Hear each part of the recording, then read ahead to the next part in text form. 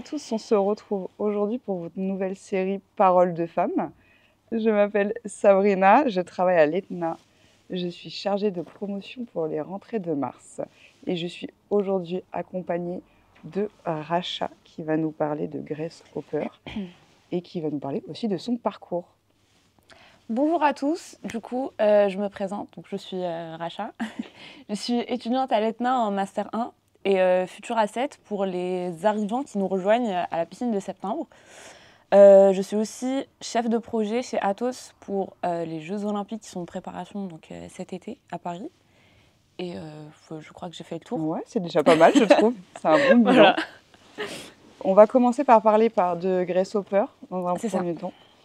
Et après, Racha nous fera un petit aparté sur elle, si elle veut bien.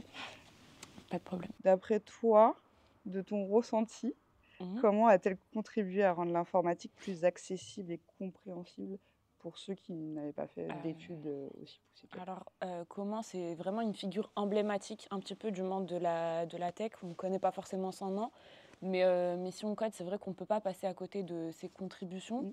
Donc, peut-être pas selon moi, hein, c'est plutôt un fait, mais donc elle a posé les bases du COBOL et elle a inventé le compilateur, le tout premier compilateur, ce qui est quand même ce qui était une avancée énorme pour l'informatique à l'époque et ce qu'il est toujours aujourd'hui d'ailleurs. Hein. On ne s'en passe pas.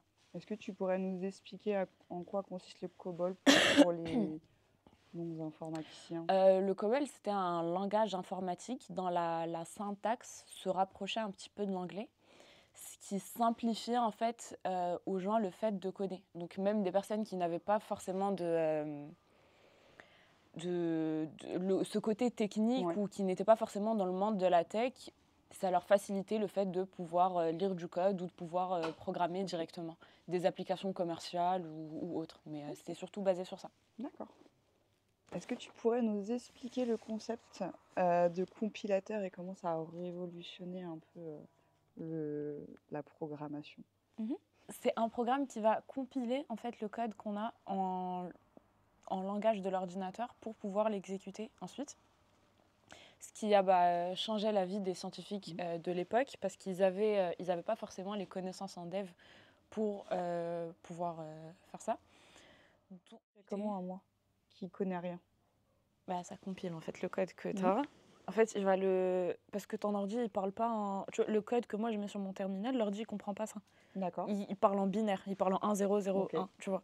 Et du coup, le compilateur, c'est ce qu'il va faire. Il va compiler ton code de manière à ce que ton ordi, il va traduire en langue que ton ordi va comprendre, en fait. Pour pouvoir exécuter, faire ce que tu veux que ton script fasse.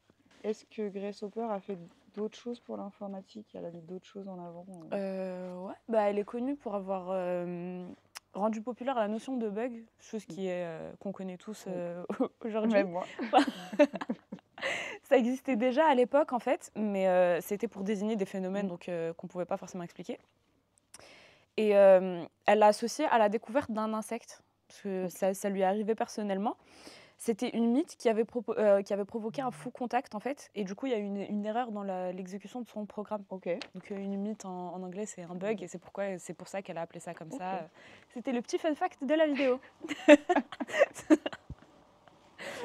Ok. Est-ce que, d'après toi, c'était difficile à l'époque de pouvoir s'imposer en tant que femme? Et tu penses qu'elle a été...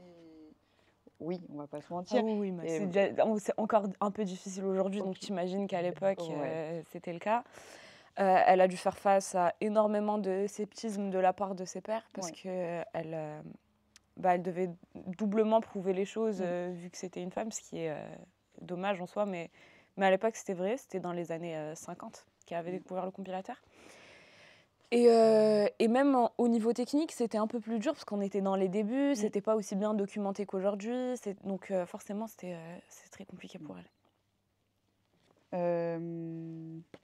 Comment, d'après toi, la contribution de Grace Hopper, elle a aidé à ouvrir les voies pour les femmes dans le domaine informatique? Est-ce que pour toi, c'est des choses c'est inspirant et est-ce que ça peut, est-ce qu'elle est invisibilisée ou pour toi, ce qu'elle a amené, ça a apporté beaucoup de choses Non, ça a apporté beaucoup de choses. Je pense qu'il fallait bien que ça arrive à un moment parce que le fait qu'elle ait fait ces découvertes-là, Mmh. qu'elle ait reçu les prix, parce qu'elle a reçu beaucoup de prix, on en parlera plus tard si tu veux, mais ça l'a un petit peu légitimisée et ça a ouvert les portes un peu aux autres femmes. Mmh. Ça leur a montré qu'elles ne devaient pas avoir aussi peur.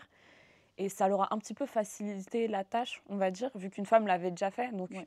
elles étaient un peu plus respectées, on va dire, en arrivant. Est-ce que tu pourrais nous parler des prix qu'elle a gagnés? Ouais, en 69, elle a reçu le prix de l'homme de l'année en informatique parce que c'était jamais arrivé avant, donc il n'y avait pas le prix de la femme. Et en 73, c'est la première personne et la première femme à recevoir la distinction Distinguished Fellow of the British Computer Society, OK. ce qui était quand même énorme à Ouais. l'époque. Donc voilà. OK. Est-ce que pour toi, le rôle de la femme dans l'informatique depuis Grace Hopper a évolué? Malheureusement, enfin, ça fait un peu cliché de le Ah dire bah quand non, même, mais c'est une vérité, c'est on est là horrible, pour. hein, mais c'est vrai qu'on va toujours plus respecter la vie d'un homme ou Mmh.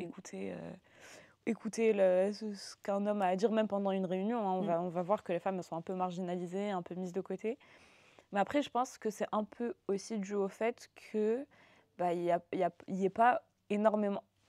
C'est pas qu'il n'y en a pas énormément, mais pas autant que les hommes. Ouais. Il n'y a pas autant de femmes dans ce domaine que les hommes. Ouais.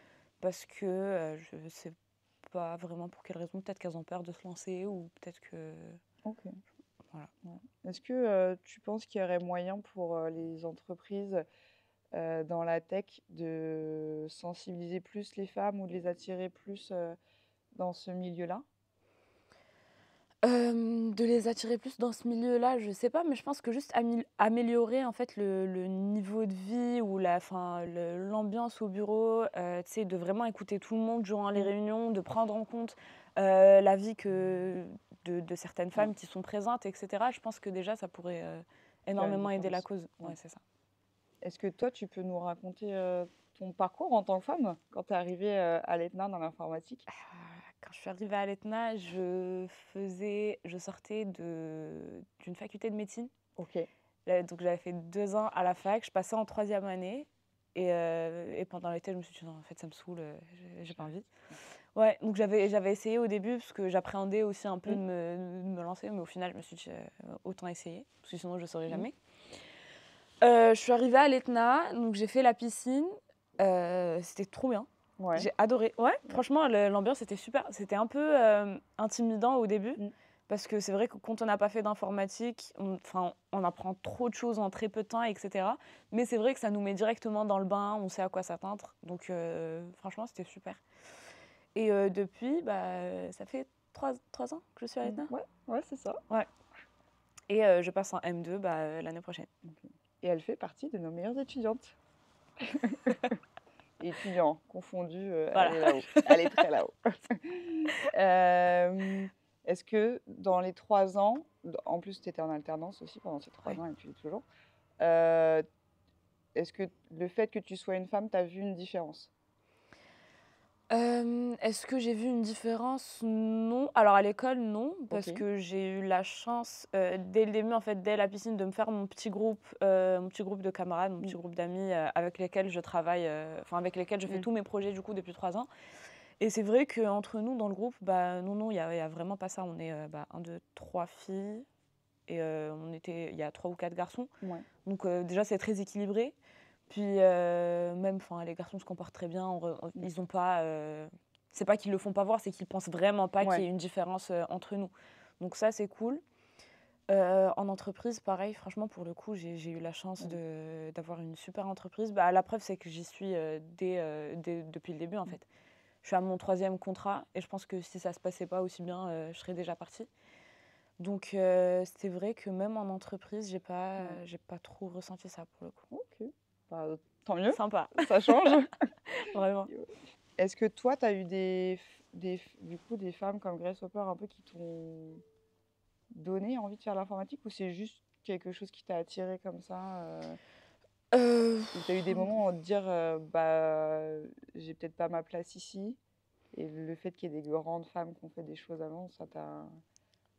Franchement, non. C'est vrai que quand je me suis lancée dans le domaine, j'ai pas vraiment pensé à, est-ce que c'est un truc de Mmh. enfin, mes parents m'ont encouragée dès le début, OK. ils étaient pas donc j'ai pas même à la maison, j'ai pas ressenti le: Mmh. «Ah mais attention, c'est un domaine» ou c'était Ouais, limite, plus une fierté, de: «Vas-y, pourquoi toi tu pourrais pas le faire?» et ouais. cetera.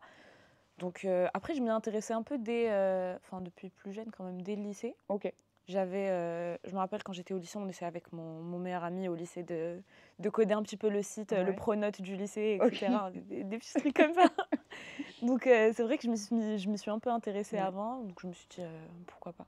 OK. J'ai pas forcément eu une inspiration en particulier Ouais. ou C'était juste quelque chose qui qui m'a t'attirait attirée, ouais, et tu bah, pas vu de barrière et je tu y me es suis dit: allée. «Pourquoi pas tenter?» OK. Est-ce que tu aurais des conseils que tu pourrais donner à des femmes qui hésitent, heu, de prendre des de faire des études en Faut pas informatique? hésiter.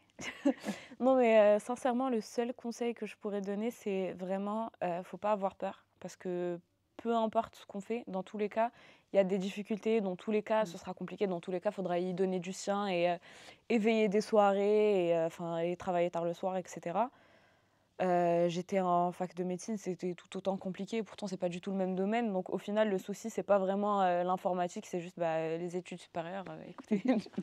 Donc heu, donc non, franchement, faut pas du tout avoir peur de se lancer.